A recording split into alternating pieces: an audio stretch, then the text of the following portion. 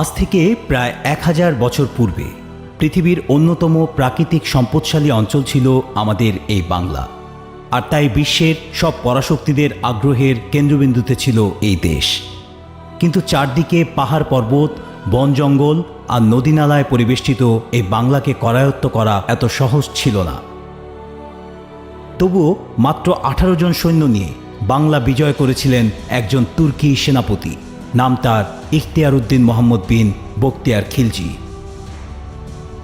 বর্তমান ভারতের পশ্চিমবঙ্গ, বিহার আর সমগ্র বাংলাদেশ নিয়ে গঠিত সুবিশাল রাজ্য বাংলার প্রথম মুসলিম শাসক এই বখতিয়ার খিলজিকে নিয়ে যুগ যুগ ধরে চলে এসেছে নানান চর্চা।